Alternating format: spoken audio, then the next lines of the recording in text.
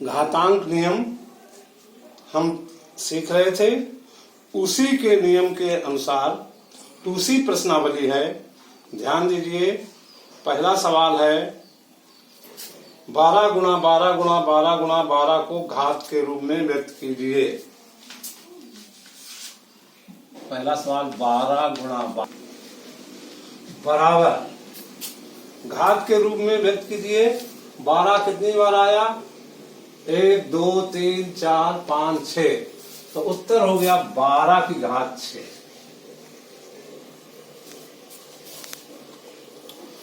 अगला सवाल है 15,625 को आधार 5, आधार 25 एवं 125 के घातीय संकेतों में व्यक्त कीजिए। तो भैया बहन 15,625 के हम गुणनखंड करेंगे। इकाई का अंक 5 है, तो 5 से विभाजित है संख्या। देखिए 5 का भाग दे रहे हैं, 5 3 15, 6 में दिया 5 एकम 5, 1 बचा 12 हुए, 5 दूनी 10, 2 बचे, 2 पर 5 25 हुए, 5 25। फिर 5 का भाग दिया, फिर 5 का भाग 5 एकम 5। तब तक हम गुणनखंड करते हैं जब तक 1 ना आ जाए। अब भैया बहन इसका आंसर हमें लिखना है कि 5 पर कितनी घात होगी। तो 5 पर घात कितनी हुई, कितने बार गुणनखंड हुए हैं वो अंक गिन लीजिए, उतनी ही घातें हो गई। 1 2 3 4 5 6, 5 की घात 6। दूसरा इसमें आंसर देना है 25 के ऊपर कितनी घात हुई। तो 25 पर घात कितनी लगेगी। तो भैया बहन 25 दो संख्याओं को गुणा करने पर 25 बन रहा है। 5 गुणा 5 बराबर 25। तो एक ये जोड़ा बन गया, दूसरा ये जोड़ा बन गया 25 का, तीसरा ये बन गया। तो 25 के कितने जोड़े बन गए? 3, 1 2 3। तो 25 पर घात आ गई 3। अगला इसमें पूछा गया है 125 पर कितनी घात लगेगी। तो 125 संख्या कैसे बनती है, इसमें हम 3 3 3 के जोड़ा लें। देखिए 5 गुणा 5 गुणा 5, 5 25 पंचे 125 होता है। ये यहां तक। दूसरा ये आ गया 5 25 पंचे 125। तो 125 के दो जोड़ा बन रहे हैं, इनका गुणा हो गया 125, यहां गुणा हो गया 125। तो 125 दो बार आए हैं, तो 125 की घात 2। यही आंसर 0.0001। तीसरा सवाल है को आधार 0.01 पर घात रूप में व्यक्त कीजिए। 0.01 पर घात लगानी है। तो भैया बहन देखिए ये गुणा में 2 अंकों का पहले दशमलव है, तो इसमें भी हम जोड़ा अगर बनाते हैं तो 2 अंकों की ये जोड़ा बना, एक ये जोड़ा बन गया।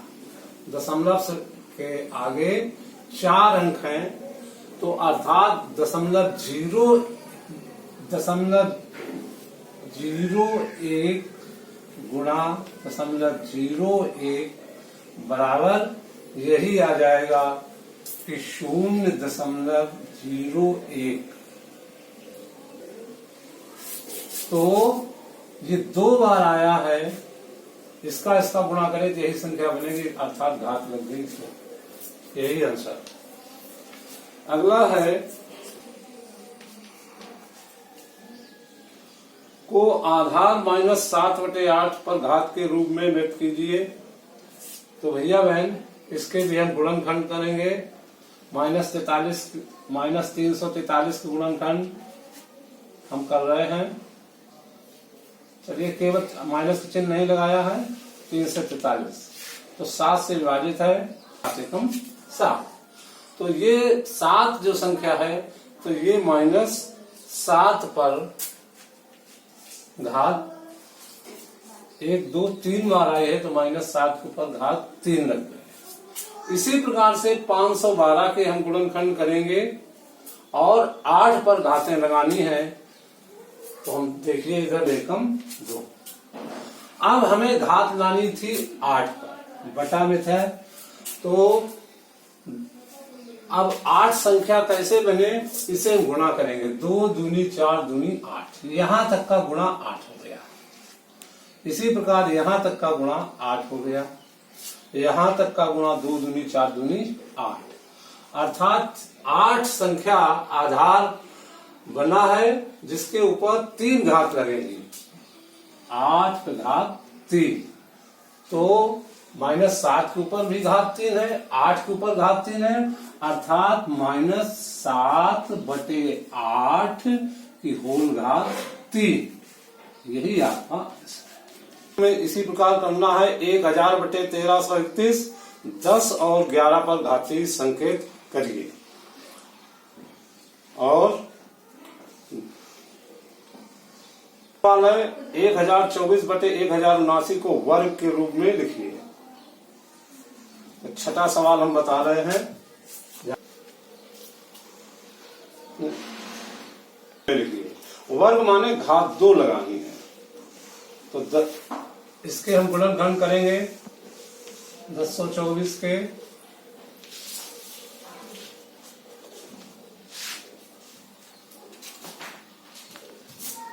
2 पंचे 10, 2 से 2 एकम 2, 1 बचा 12 हुए, 2 छंग 12 16, 2 अट्ठे 16, 2 चौको 8 हो गए हैं। और वर्ग के रूप में लिखना है तो इसके 2 जोड़ा बनाएंगे। एक जोड़ा ये, एक जोड़ा ये, एक जोड़ा ये, एक जोड़ा ये, एक जोड़ा ये। तो इसकी जगह 2 आ गया, इसकी जगह 2 आ गया, इसकी जगह 2 आ गया, इसकी जगह 2 आ गया, इसकी जगह 2 आ गया। तो इनका 2 के ऊपर इनका गुणा कर डालेंगे, उस पर घात 2 लग जाएगी। तो 2 दूनी 4, 4 दूनी 8, 8 दूनी 16, 16 दूनी 32। तो संख्या आ गई 32। 32 पर घात 2। अब 1089 के भी हम इसी प्रकार गुणनखंड करेंगे। पहचान है कि अंकों का योग 3 से विभाजित होना चाहिए। तो 1 8 9 9 18 3 से विभाजित है। 3 3 9, 1 बचा 18 हुए, 3 छंग 18, 3 तिरका 9, फिर 3 से 3 एकम 3, 3 दूनी 6, 3 एकम 3। अब ये संख्या अंकों को 1 2 3 1 4 3 से नहीं विभाजित है। ये संख्या 11 से विभाजित है, तो 11 से गुणनखंड करेंगे। 11 एकम 11, 1 बचा 11 हुए, 11 एकम 11, फिर 11 एकम 11, 1 आ गया। तो वर्ग के रूप में लिखना है तो इसका जोड़ा बनाएंगे और इसका जोड़ा बनाएंगे। यहाँ 3 आ जाएगा, यहाँ 11 आ जाएगा। 11 3 का गुणा करेंगे, 11 3 33, तो बटा हो गया 33 की घात 2। अब 2 ऊपर भी 2 घात है, नीचे भी 2 घात है, तो आंसर हो गया 32 बटे 33 होल घात 2। यही आपका आंसर है। 729 को घन के रूप में लिखिए। घन के रूप का अर्थ है कि घात 3 आए, अर्थात 3 3 संख्याओं का जोड़ा बनना है। ध्यान दो, 2 दूनी 4, 1 बचा 11, 2 पंचे 10, 1 बचा 12, 2 छंग 12, फिर 2 से 2 एकम 2, 2 दूनी 4, 2 अट्ठे 16, फिर 2 से 2 छंग 12, 2 चौको 8, फिर 2 से 2 3 6, 2 दूनी 4, फिर 2 से 2 एकम 2। तो घन के रूप में लिखना है, अर्थात 3 3 की जोड़ा लेना है। तो पहला ये 3 का जोड़ा हो गया, इसकी जगह आ गया 2।